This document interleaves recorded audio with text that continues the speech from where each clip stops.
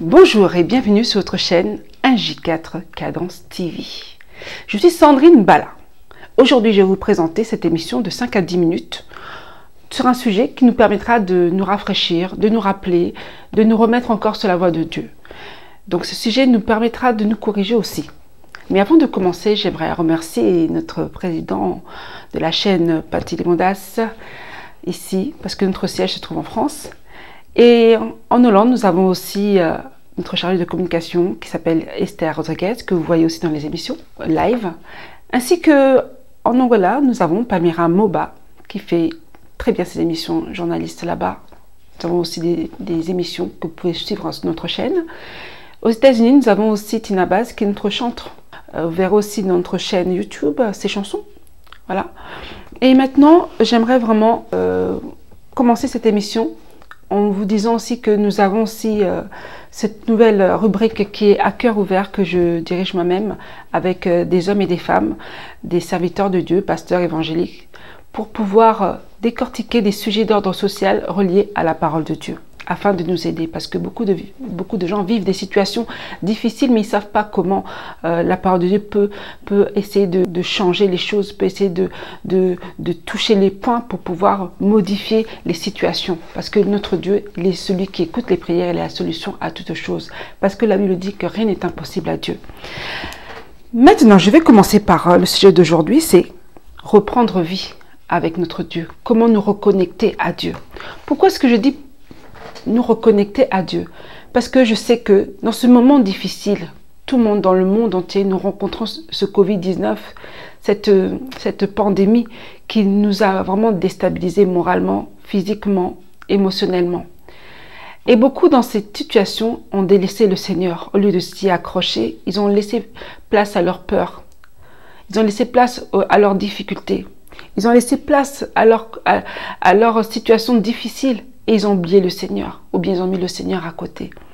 Maintenant, j'aimerais vous dire aujourd'hui que rien n'est impossible à Dieu. Vous pouvez reprendre vie.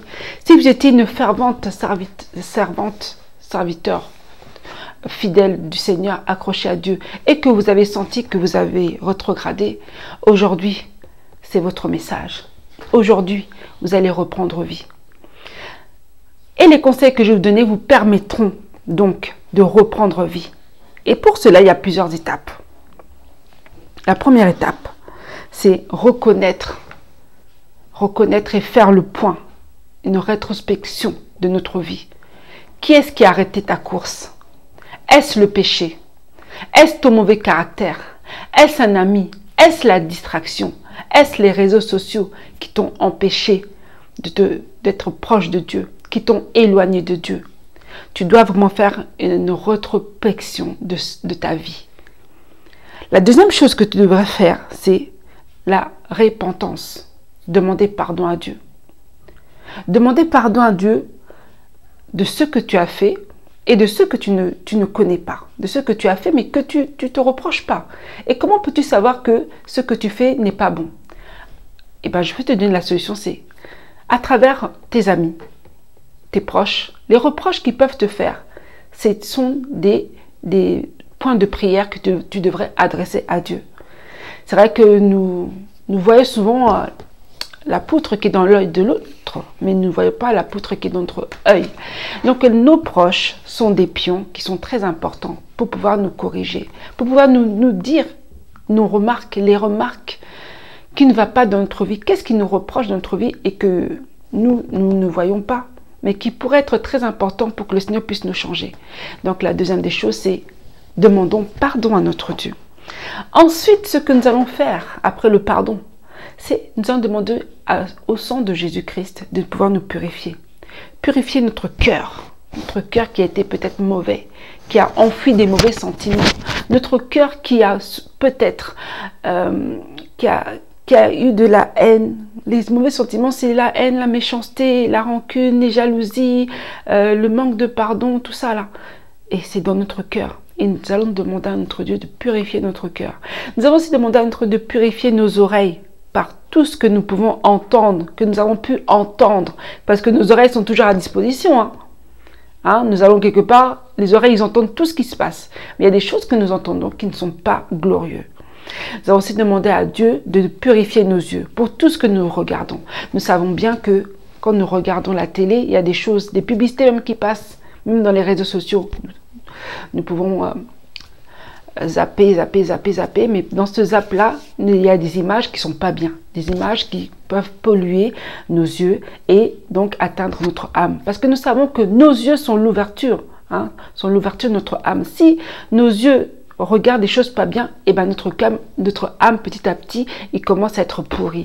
Donc il faut faire attention à ce que nous regardons et demander à notre Dieu de purifier nos yeux. Nous allons demander aussi à notre Dieu de purifier notre bouche, parce que la bouche elle parle beaucoup. On dit souvent que par cette petite langue qui est en nous, c'est celle-là qui peut embraser, qui peut brûler, brûler beaucoup de situations.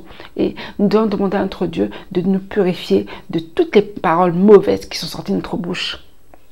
De nous purifier de toute parole qui n'a pas été édifiante, de toute parole qui a été maudite. C'est parce que c'est vrai que lorsque nous regardons par exemple YouTube aujourd'hui, je parle de notre communauté, nous ne manquons pas de juger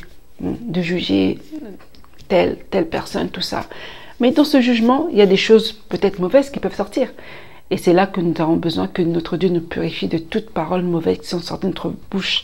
Demande à notre Dieu de purifier aussi nos mains, ce que nous avons pu toucher. Purifier aussi nos actes, nous purifier entièrement, que tout notre corps entier soit purifié au-devant de lui, afin d'être blanchi, afin d'être saint devant lui. Et quand nous faisons ça, il faut avoir la foi que le Seigneur nous a pardonné. Il faut avoir la foi que le Seigneur nous a purifiés. Parce que si nous le faisons qu'après nous renfrognons nous-mêmes et nous nous reprochons encore de l'acte que nous avons fait hier, avant-hier, ce matin, ou juste avant l'émission ou un truc comme ça, eh ben, la prière n'aura pas d'aboutissement. Il faut avoir foi à ta prière. Donc, la quatrième des choses, c'est la méditation de la parole. Nous savons que la parole de Dieu, c'est Jésus-Christ.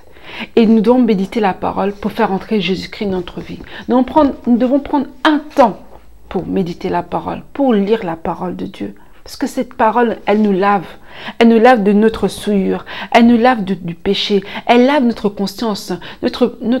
La parole de Dieu nous apprend des choses. Nous apprend comment notre Dieu veut que nous puissions marcher. Et si nous ne la lisons pas, nous ne pouvons pas marcher dans la sainteté. La Bible déclare dans Josué 1, verset 8, « Méditez la parole jour et nuit ». La méditation de la parole, c'est un acte dont faire tous les jours. Tous les jours sans exception. Soit vous avez plusieurs moyens pour écouter la parole. Nous avons en audio, par la lecture, la Bible, comme ça. Nous avons toutes les moyens. Même quand tu fais ta cuisine, nous les femmes, nous sommes tellement occupées. Quand nous faisons notre cuisine, nous mettons notre smartphone, nos écouteurs, nous écoutons la parole de Dieu. C'est très important, au lieu d'écouter beaucoup de choses aussi qui font partie de la distraction. Et quand nous faisons cela, nous devons vraiment nous enlever de toute distraction, si possible. Parce que souvent, notre esprit part dans certaines préoccupations, donc on pense à autre chose en écoutant, on peut penser à autre chose. Et c'est vrai que nous devons demander à notre Dieu, avant de méditer la parole, prier toujours notre Dieu qui puisse nous parler à travers cette parole.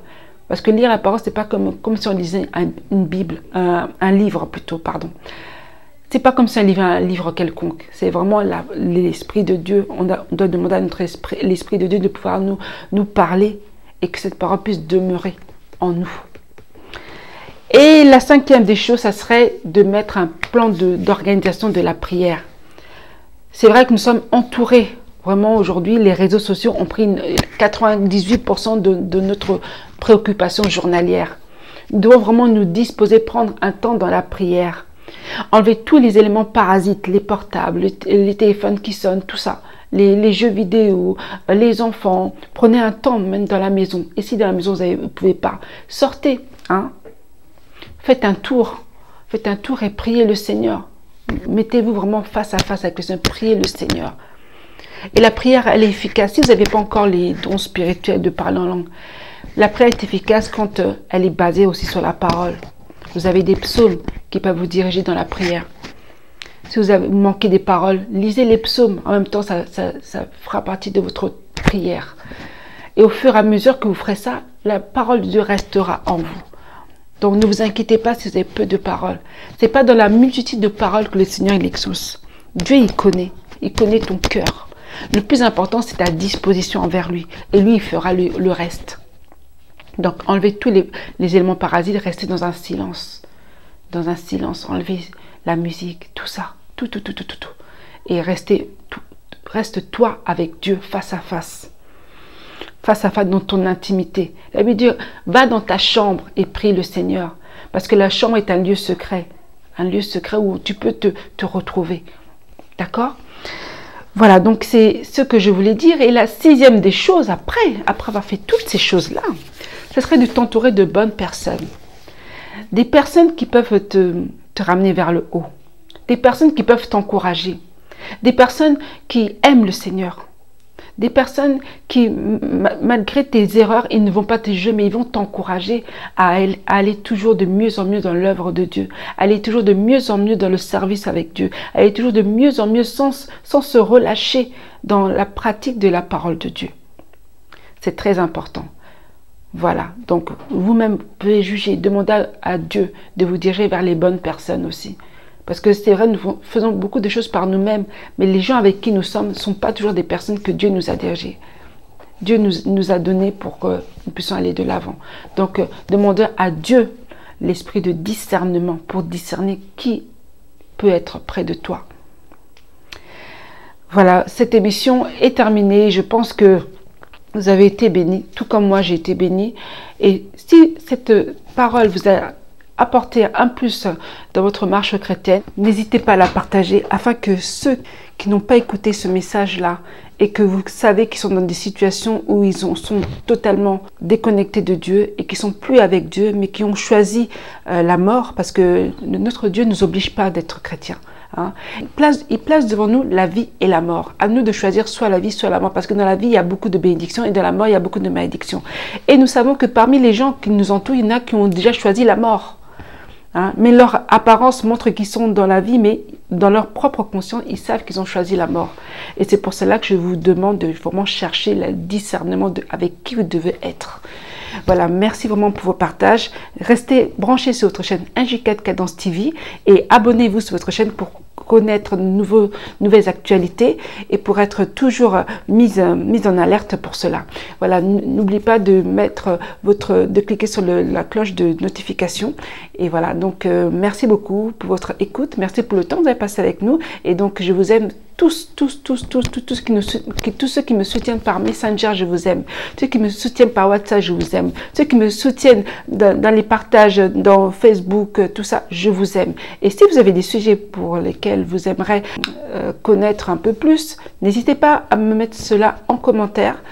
Et on le partagera dans la rubrique à cœur ouvert. À cœur ouvert avec les pasteurs, les serviteurs de Dieu qui sont là pour pouvoir nous éclairer sur les points précis dans notre vie quotidienne en s'alliant vraiment à la parole de Dieu. Je vous aime, à très bientôt.